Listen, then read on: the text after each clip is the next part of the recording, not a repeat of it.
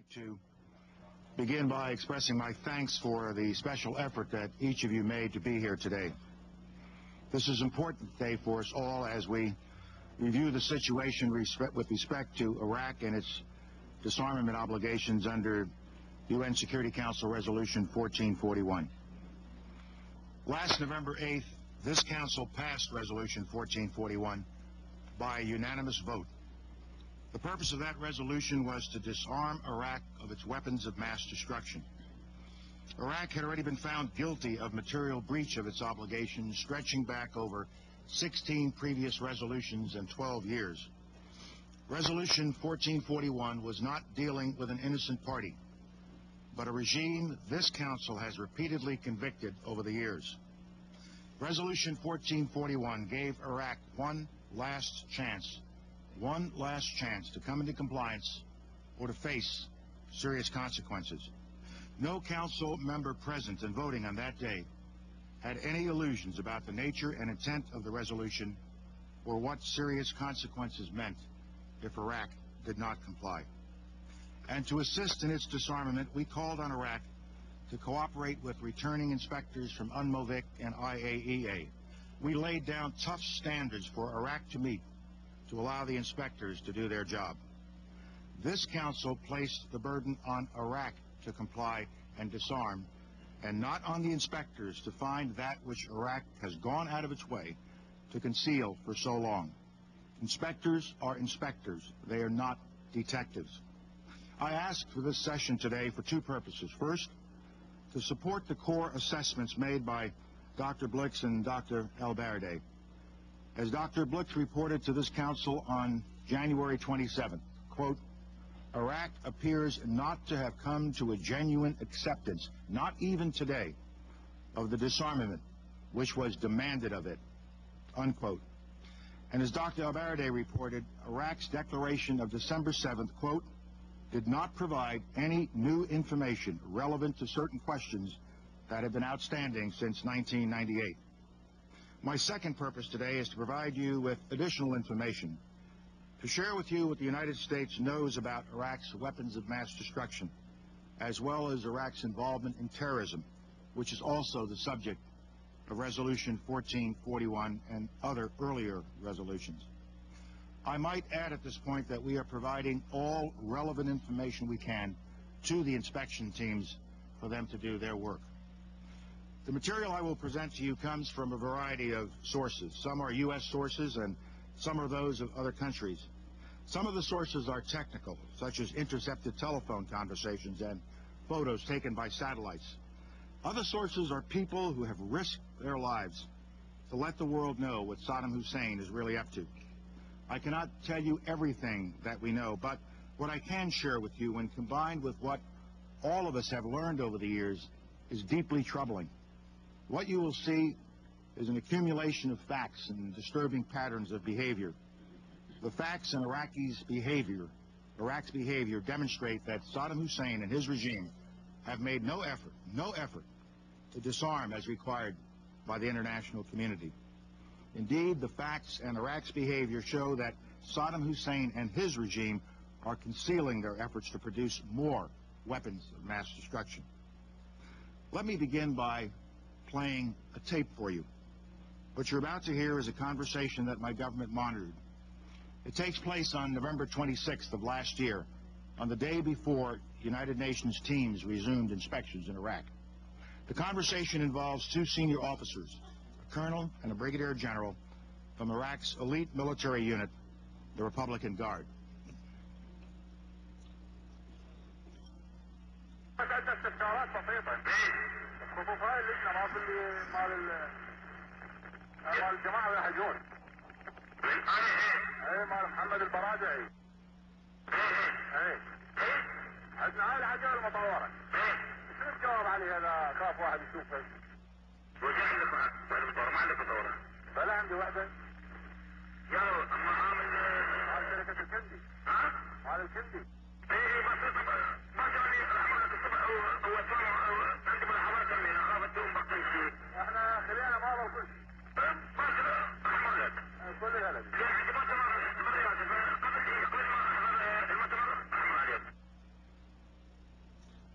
Let me pause and review some of the key elements of this conversation that you've just heard between these two officers. First, they acknowledge that our colleague Mohammed al-Baradei is coming, and they know what he's coming for, and they know he's coming the next day. He's coming to look for things that are prohibited. He is expecting these gentlemen to cooperate with him and not hide things. But they're worried. We have this modified vehicle. What do we say if one of them sees it? What is their concern? Their concern is that it's something they should not have, something that should not be seen. The general is incredulous. You didn't get a modified. You don't have one of those, do you? I have one. Which? From where? From the workshop. From the Al-Kindi company. What? From Al-Kindi. I'll come to see you in the morning. I'm worried you all have something left. We evacuated everything. We don't have anything left. Nobody says we evacuated everything. We didn't destroy it. We didn't line it up for inspection. We didn't turn it into the inspectors. We evacuated it to make sure it was not around when the inspectors showed up. I will come to you tomorrow. The Al-Kindi company. This is a company that is well known to have been involved in prohibited weapon systems activity. Let me play another tape for you. As you'll recall, the inspectors found 12 empty chemical warheads on January 16th. On January 20th, 4 days later, Iraq promised the inspectors it would search for more. You will now hear an officer from Republican Guard headquarters issuing an instruction to an officer in the field.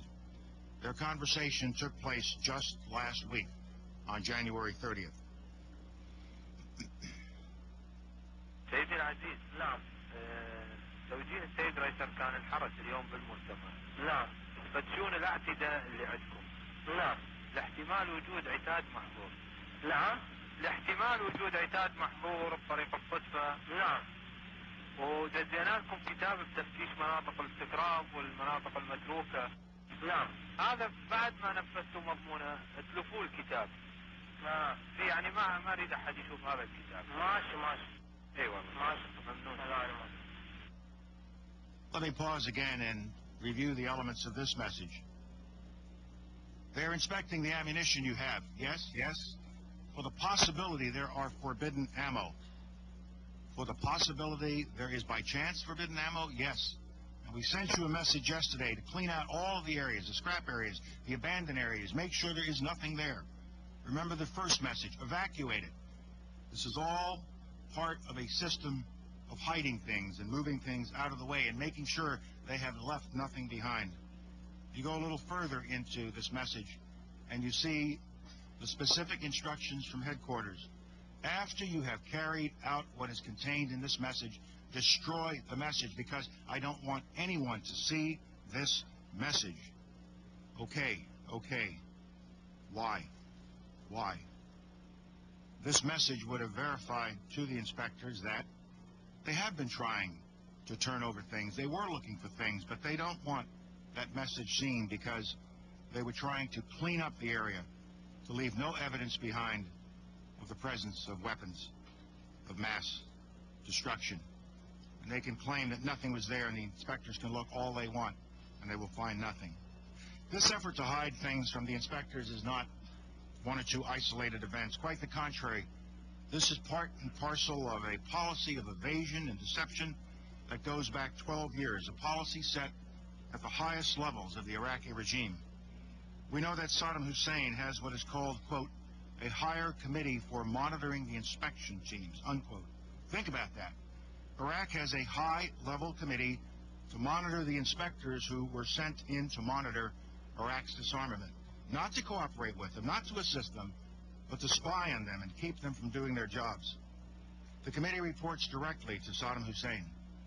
It is headed by Iraq's Vice President, Taha Yassin Ramadan. Its members include Saddam Hussein's son, Qusay.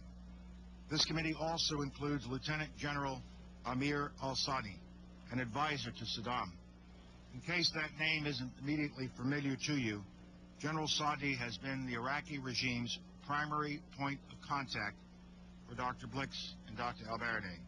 It was General Sadi who last fall publicly pledged that Iraq was prepared to cooperate unconditionally with inspectors. Quite the contrary. Saudi's job is not to cooperate. It is to deceive, not to disarm, but to undermine the inspectors, not to support them, but to frustrate them, and to make sure they learn nothing.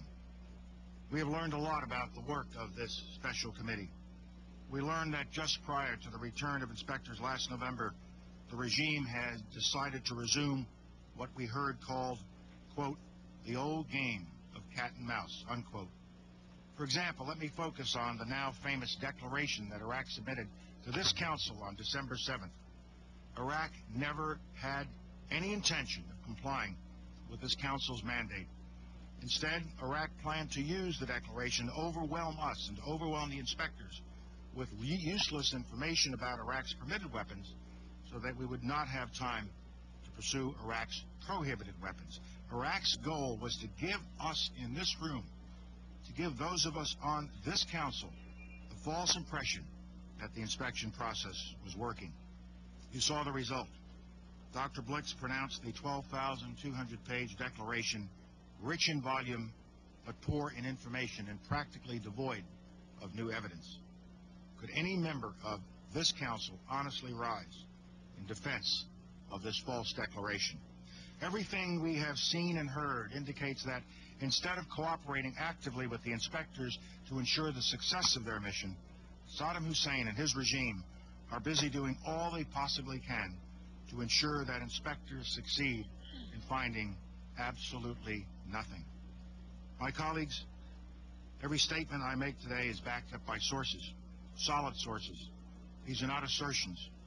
What we're giving you are facts and conclusions based on solid intelligence. I will cite some examples, and these are from human sources. Orders were issued to Iraq's security organizations as well as to Saddam Hussein's own office to hide all correspondence with the Organization of Military Industrialization. This is the organization that oversees Iraq's weapons of mass destruction activities. Make sure there are no documents left which would connect you to the OMI.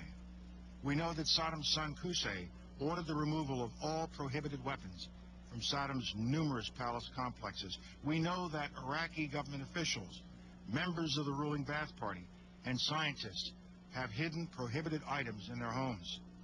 Other key files from military and scientific establishments have been placed in cars that are being driven around the countryside by Iraqi intelligence agents to avoid detection. Thanks to intelligence they were provided, the inspectors recently found dramatic confirmation of these reports. When they searched the home of an Iraqi nuclear scientist, they uncovered roughly 2,000 pages of documents. You see them here being brought out of the home and placed in UN hands. Some of the material is classified and related to Iraq's nuclear program.